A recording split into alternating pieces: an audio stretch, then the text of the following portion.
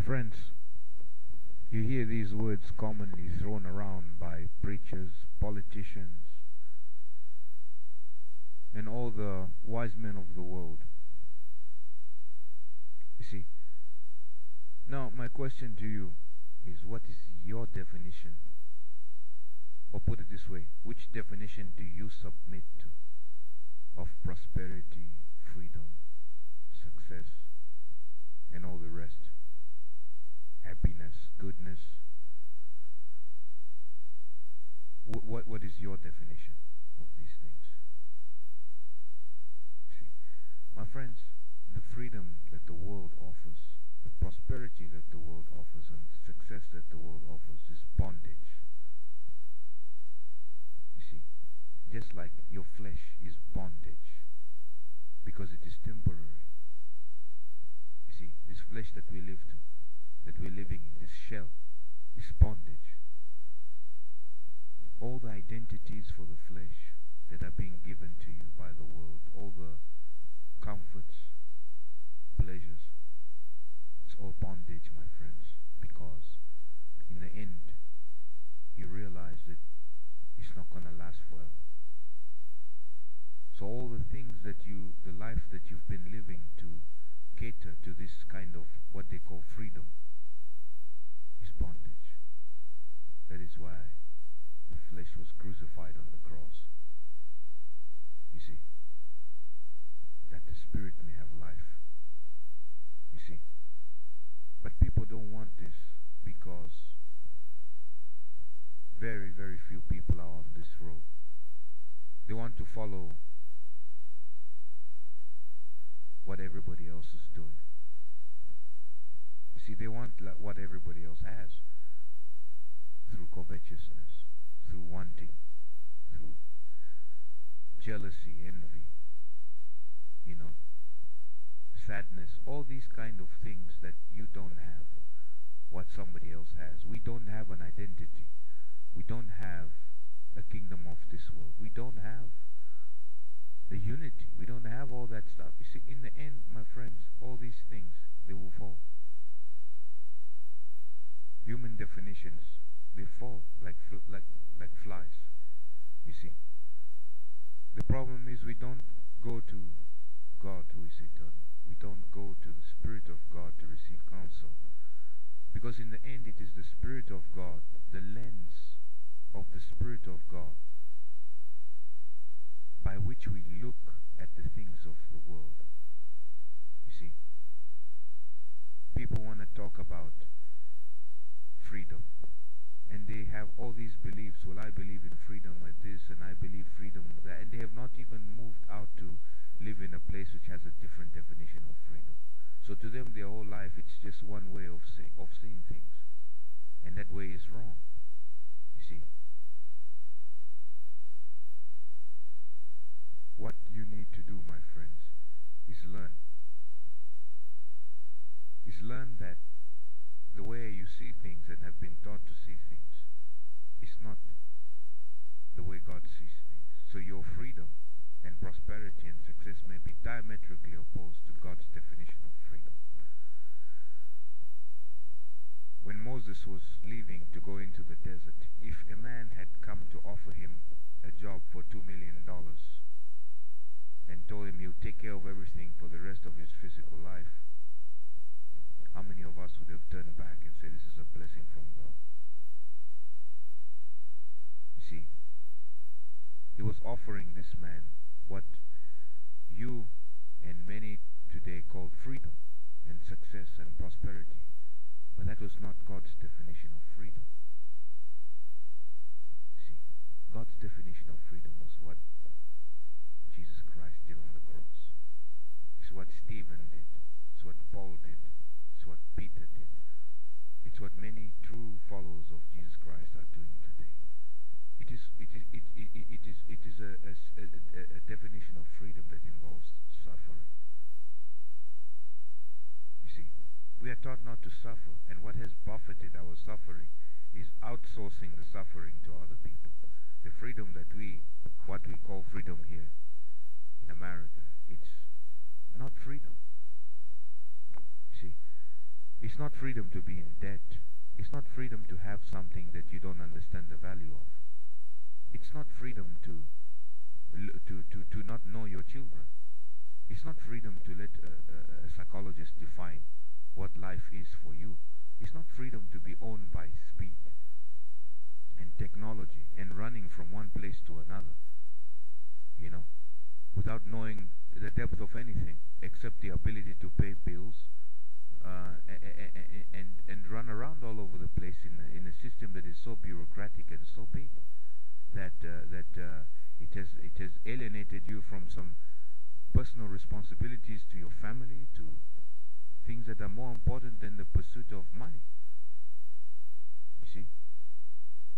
It's not freedom to be lost in complexity and forsake the simple things that you need to do, the foundational things. You see? It is not freedom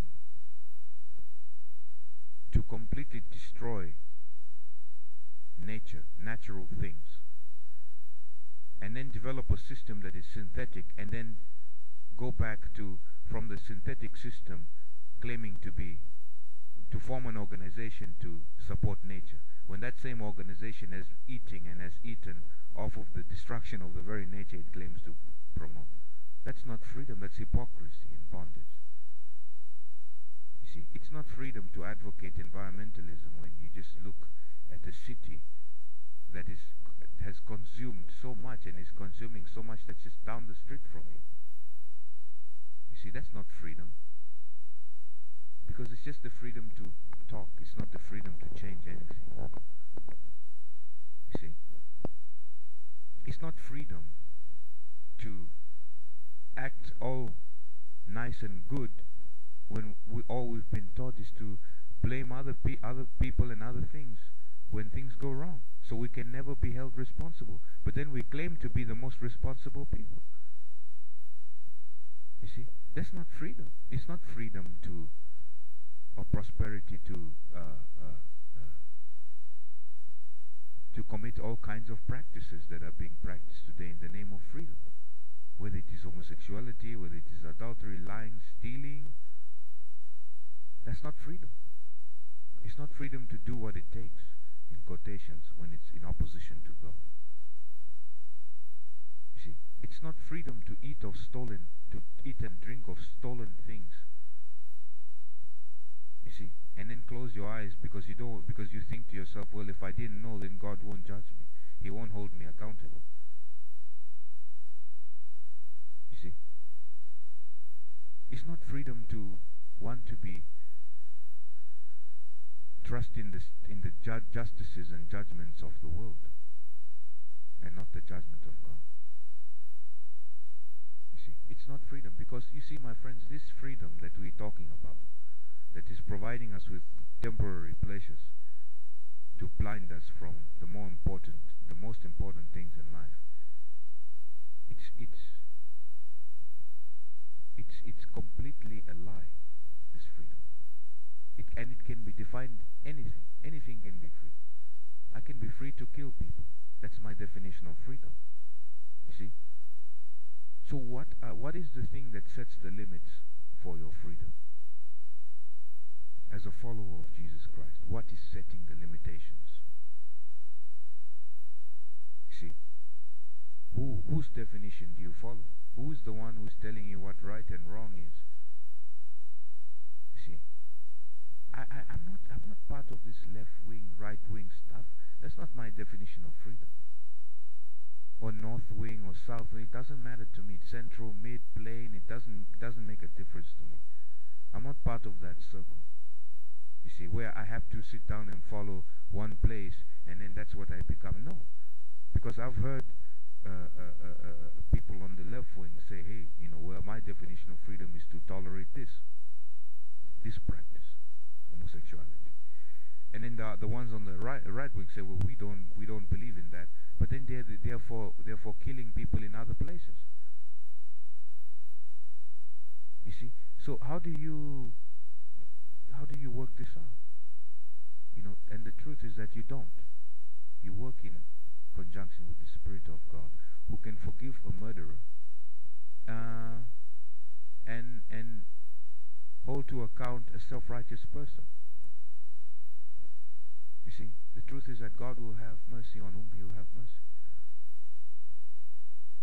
You see, and that is the freedom. Paul was a murderer, as Saul. God forgave him, turned him around. Tax collectors, turned them around. You see? So that was God's definition of freedom that you had to submit to. You see, it is not the freedom that the Spirit of God has to submit to, that what man has defined as freedom.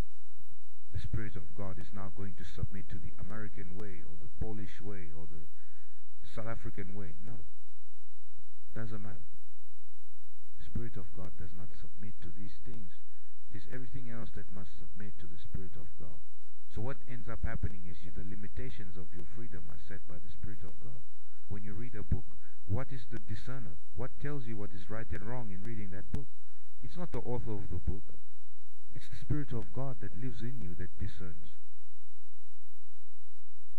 where this man. I've read so many books, and I take it to God and the Spirit of God, and he tells me this is where this man or this person is wrong. They erred. But you want to follow the philosophy. You want to follow the teaching. You want to follow the scientist and not know that this man didn't believe in God. So the spirit behind his science was what?